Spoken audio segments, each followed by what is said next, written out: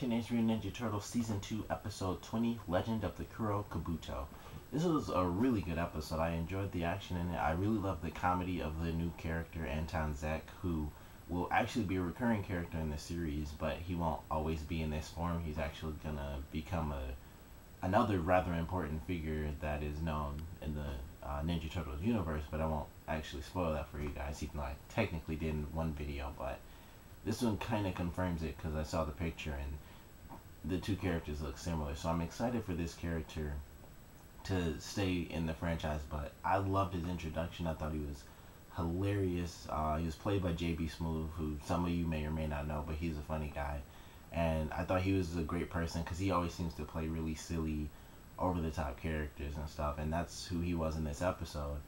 And it was just a really good one. It had great comedy. Initially, it was just this really funny guy, and I thought it was just going to be a completely funny episode.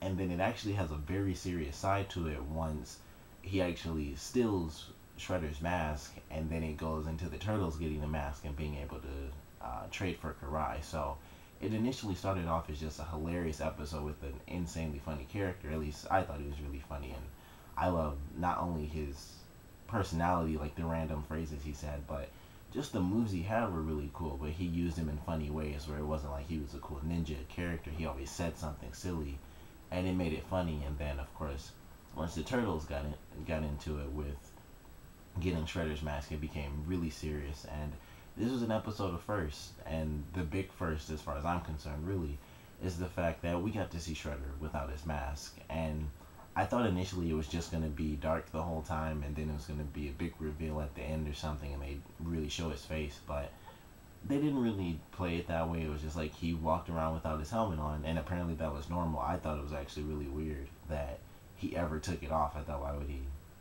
That's just kind of his persona. I figured he didn't let anyone see him without his mask on, especially with his scarred face. I thought it would kind of, he'd probably see it as people thinking he was a little bit weaker or something if he didn't have the mask. I don't know, but I thought it was weird that the mask was just behind his chair, but at the same time, I guess it does make sense. Well, I mean, why walk around with it on all the time? I don't know, but I still thought that was really weird, but it didn't really matter that much to me. It was a great episode.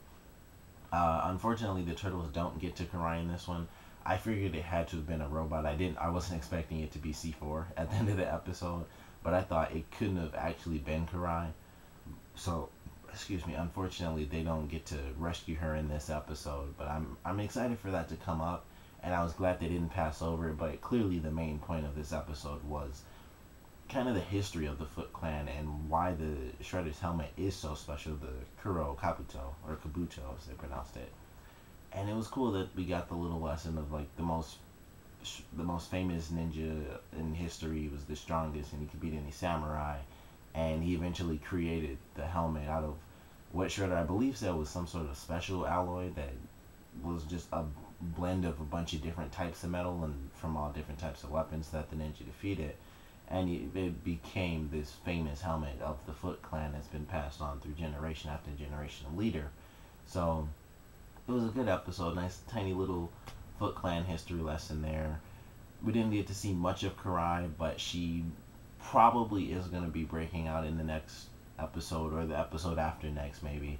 I think she was, it looked like she had a quarter, but it looked bigger than a quarter, so I'm not 100% sure what she had, but it looked like she just like spit out a quarter when Shredder walked away, and she's trying to just cut her way out of the bars. But we'll have to wait and see how that one plays out. I'm sure she will escape, and she'll probably have a little bit of a struggle getting out, and she'll take out a few robots here and there, so Shredder will know that she escaped, and then that'll be the main plot of that episode whenever it gets thrown our way. But it was a great sort of start to how things are going to change between Karai and the Turtles, even though it wasn't the main focus of the episode.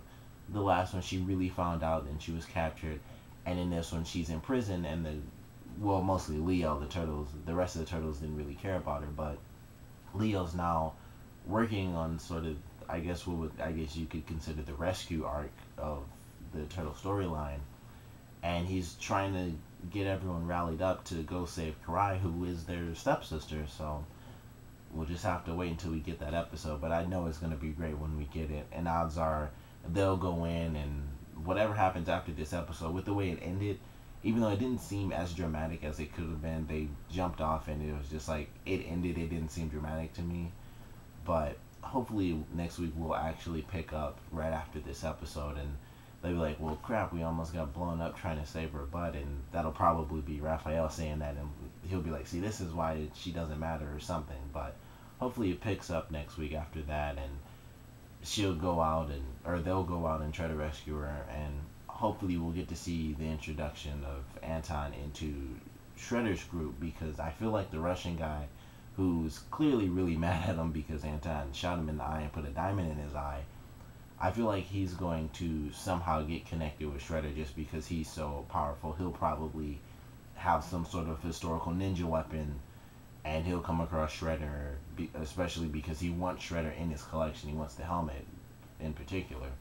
They'll probably cross paths again in some upcoming episode, and that's how Anton will end up with Shredder later on. But it was a great episode, really, really funny.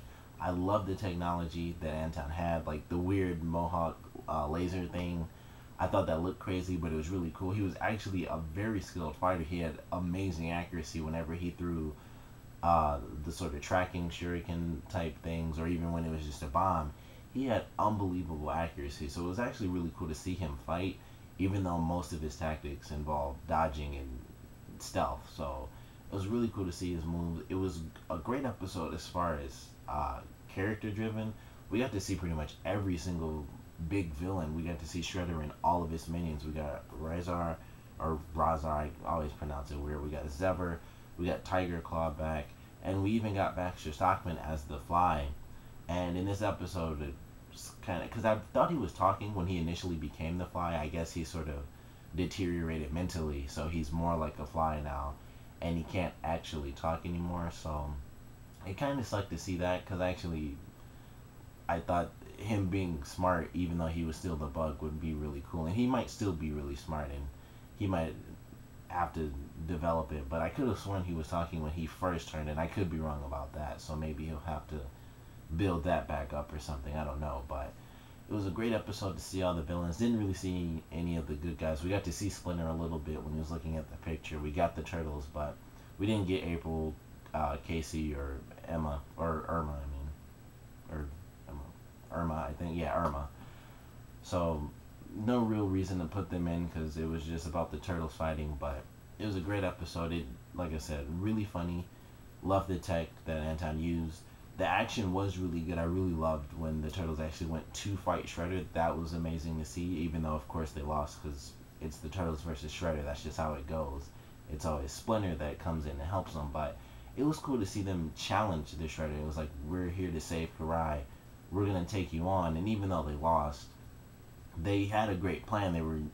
They eventually ended up taking a fake robot body with a C4 head, but they had a great plan. And even though they took some hits here and there, it was a part of them working as a team. And it was a great little fight at the end of the episode that sadly didn't result in them getting what they wanted. But of course Shredder got his helmet back, and the Turtles have to jump off a roof from a C4 explosion. But I love the episode. Of course, comment below, let me know what you guys thought of it. Favorite parts, least favorite parts.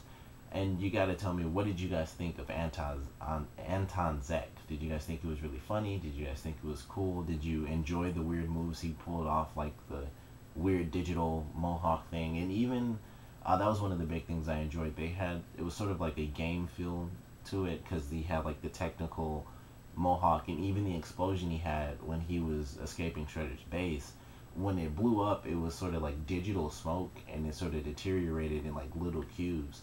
I thought that was really cool, and it gave him more of a tech feel compared to any other character. Of course, he has like lasers coming off of him when he's going across the buildings and stuff. But what do you guys think of his character? Comment below, let me know, and thanks for watching.